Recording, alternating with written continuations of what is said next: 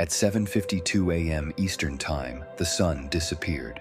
Not slowly, not with warning, it vanished, as though plucked from the fabric of space. But no one on Earth knew. Not yet. For exactly 8 minutes and 20 seconds, we continued living in perfect ignorance, drinking coffee, yelling in traffic, opening curtains to let in a light that no longer existed. We didn't feel the change, not at first. Earth kept orbiting, obedient to a sun that was no longer there. At 8 a.m., when the 8th minute passed, the sky went dark. No warning, no flicker, just blackness and stars, millions of them, where there should have been light. For the first full second, the world stood still. People looked up. Some gasped, some whispered, some began to cry. Then came the screaming.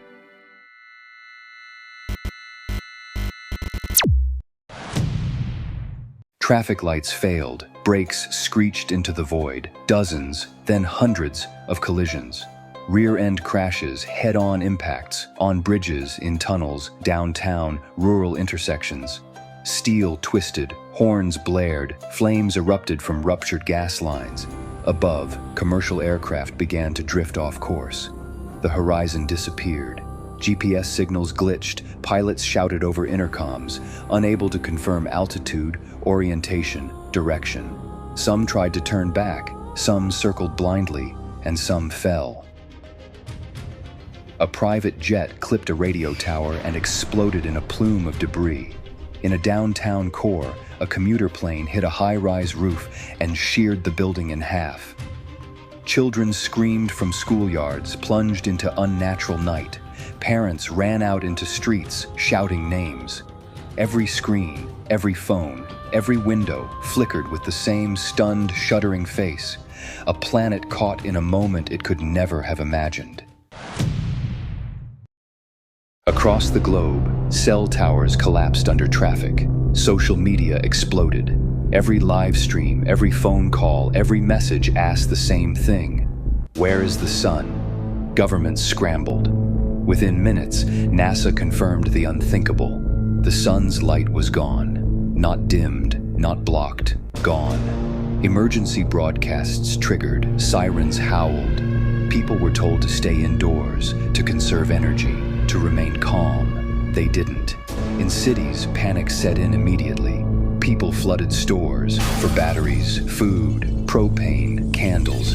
Police couldn't hold them back. Martial law was declared. On highways, pileups continued to grow. Thousands of drivers collided in complete hysteria. Headlights not enough to see through the rising chaos. Religious leaders called it Judgment Day. Scientists called it astronomical annihilation. The rest of us just called it terror. Power grids faced unprecedented strain. Everyone turned on lights, heaters, stoves, all at once. The surge was catastrophic. Within 1 hour of the last sunlight, the global average temperature dropped by 9 degrees Fahrenheit. Tropical zones turned cool. Temperate regions entered early frost. Farms across the Midwest watched dew freeze on morning leaves. In midsummer, animals were confused. Dogs barked endlessly. Cats refused to go outside. Birds flew in endless circles.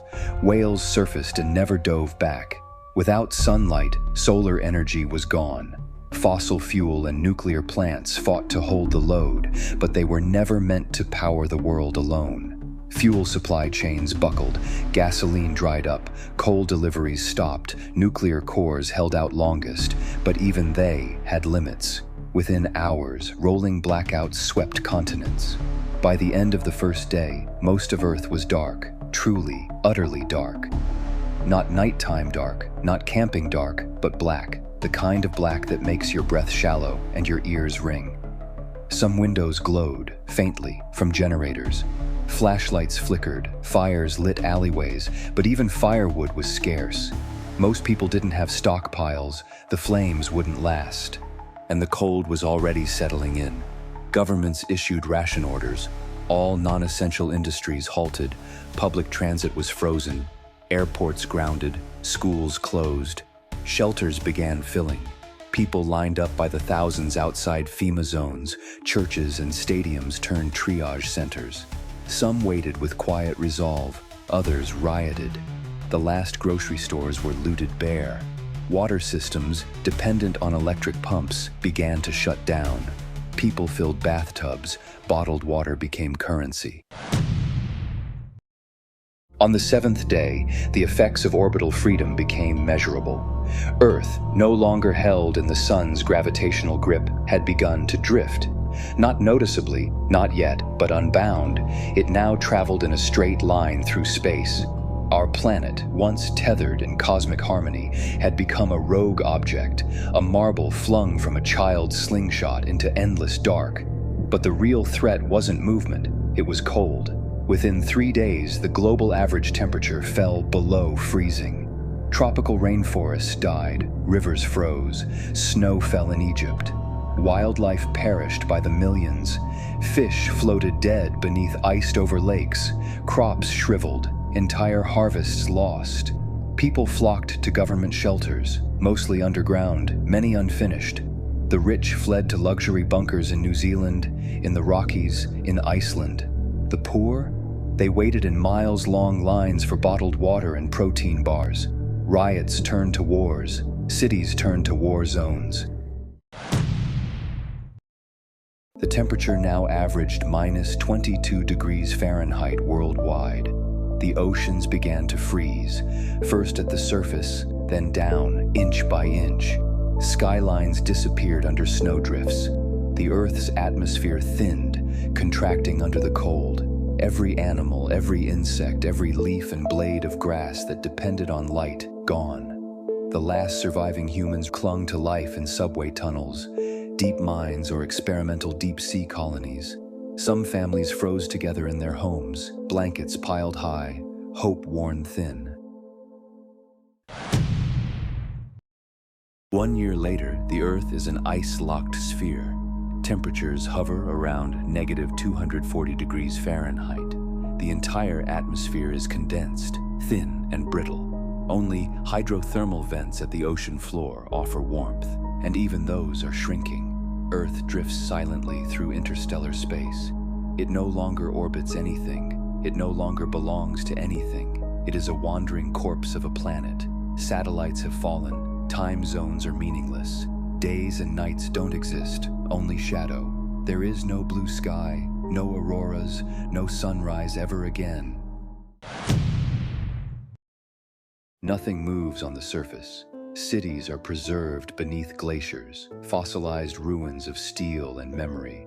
Statues of forgotten leaders, skyscrapers like glass tombstones, frozen playgrounds, still shopping malls, quiet highways. Deep beneath, microbial life may endure, shielded by crustal warmth. But Earth drifts alone. The galaxy is vast, too vast. The odds of colliding with another planet, another star, another warm light are astronomically small. A rogue planet has no course, no guidance, no invitation. Perhaps in 100 million years, it may brush past a distant star, pulled slightly by gravity, but never close enough to feel warmth again. Perhaps debris will strike it, or it will drift through a nebula. Perhaps nothing at all will happen. It may wander the galaxy for eons more, unseen, unvisited, unclaimed. Not cursed, not punished, just alone. That is its future, a stone relic of what once was. A ghost ship beneath frozen clouds, sailing forever through silence.